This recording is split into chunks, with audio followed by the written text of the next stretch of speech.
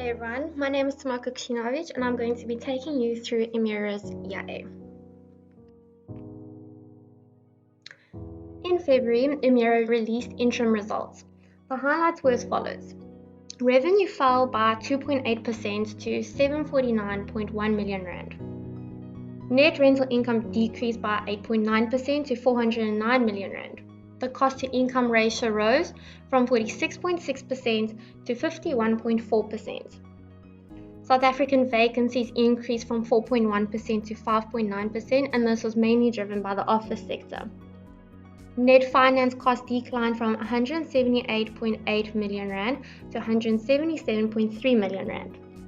Distributable earnings fell by 13.9% to 333.7 million rand. The interim dividend decreased by 29.8% to 52 cents per share. The NAV per share reduced by 3.6% to 14.75 Rand per share. Interest-bearing borrowings remained largely unchanged at 5.2 billion Rand, and the weighted average debt maturity decreased to 1.9 years. The loan-to-value ratio slightly fell from 43% to 42.5%, and the interest cover ratio remained the same at 3 times.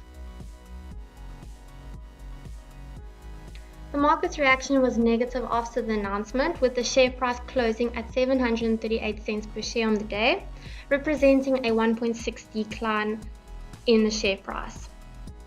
Since our overweight recommendation in August 2020, Emira outperformed the SAPI index with a return of 42.8%, while the index had a return of 25.5%. Year to date, the share price also outperformed the SAPI index with a return of 11.7%, while the SAPI returned 5.8%. On a price to book basis, the group is currently trading at a 28.5% discount to its peers.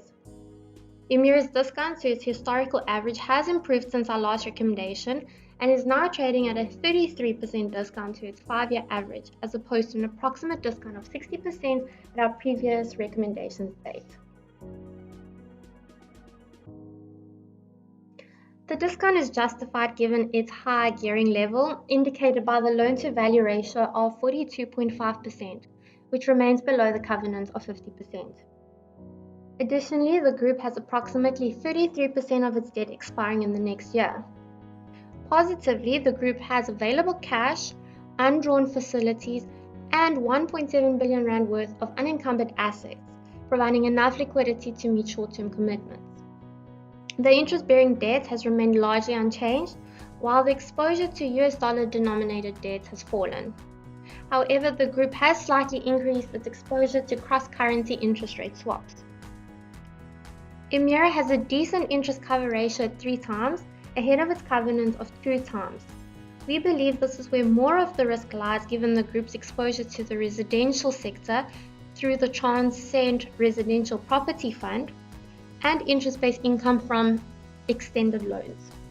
However, the group has adjusted distributable earnings to ensure a more sustainable base. Emira continues to generate cash, as evidenced in the high rental collection numbers during the period. On the other hand, we note that the rise in vacancies will impact valuations and cash flows. We like that the group is diversified among sectors and feel it is well positioned given current events. Due to the recent outperformance of the counter, we changed our overweight recommendation to neutral. If you'd like to place a trade, please speak to a financial advisor or contact the dealing desk. Additionally, the reports on Emira can be found on the PSG online trading platform. But before we end off, please take note of the following disclaimer. Thank you.